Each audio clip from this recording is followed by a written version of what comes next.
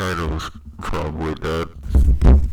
Looking back on chapters 1049 through 1051, it had been 2 chapters since the dragon in question had gone down, and a lot of people thought Kaido was going to get up and go for around 40 for him, but nothing like that happened.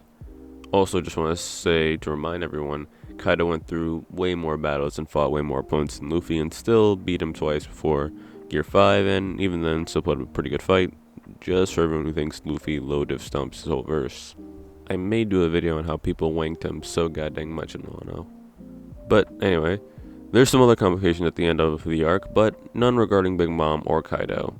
Though we may see a flashback of Big Mom escaping with her crew the next time we see them. Though, I think next time we do, specifically the ones who are present at Wano, just in case someone brings up the German's Heartless excursion, we are regardless getting some type of flashback regarding what happened at the end of Wano, even if Big Mom is dead. As for when we'll see them, it might be a while, as it'll probably be the final battle as to pass the spotlight onto some other Yonko, especially with these new ones. She'll also likely need time to recover, since if her kids did get her out, they'll have had to fish her out of lava. But enough about Big Mom. What about the bloke whose name's in the title? Kaido.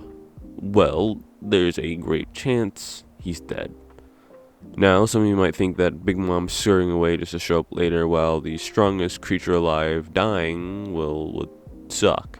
But just think about the character in question, Kaido. Now, remind me again, what was Kaido trying to do in his introduction? The answer was off himself. So, would him not resisting death really be that weird, or would it actually make some sense? Think about it. What were Kaido's goals? He was interested in Joy Boy, and in his flashback with King in 1049, we saw him say that Joy Boy would be the one who could beat him. Well, not only did Luffy beat him, but he did a whole bunch of other wacky crap, so I think it's probably safe to assume that Kaido assumes that he's met Joy Boy by now.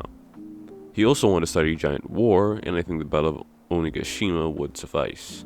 Plus, the reason he wanted to start a war was also to die, and I am sure in part it was because he liked to fight, but it was also because after hearing about Whitebird dying at Marineford, he was hoping he could die by doing something similar.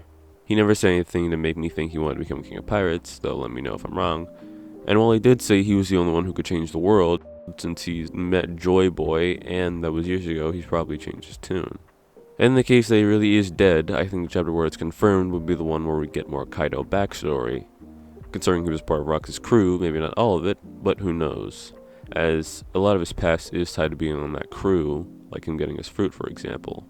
Though when we finally get more on Rox's crew, that'll probably be its own little mini-arc like Oden's adventures outside of Wano, and we'll not only get more of Kaido's backstory, but Rox's, Roger's, Garp's, Big Mom's, Wang Chi, had to do it because I love teching, and Whitebeard's.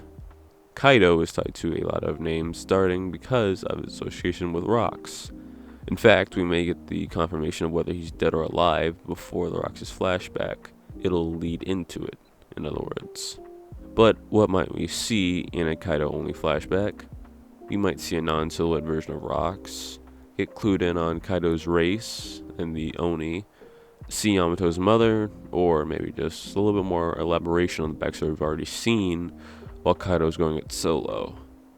As for King, being Kaido's right-hand man, if Kaido really is dead, he'd know him well enough to know he wouldn't resist death.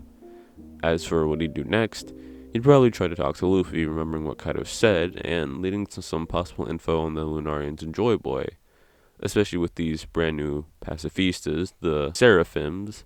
That might come in handy. It'll be a little harder now that the Straw Hats have already left Wano, but there's still a possibility of King seeking out the one who he believes to be Joy Boy. But, with that, that's going to be it for me. But what do you all think? What is still tethering Kaido to the world of the living? And will we see more of Kaido outside of flashbacks? I'm interested to see what you all think, so be sure to leave in the comments. Peace.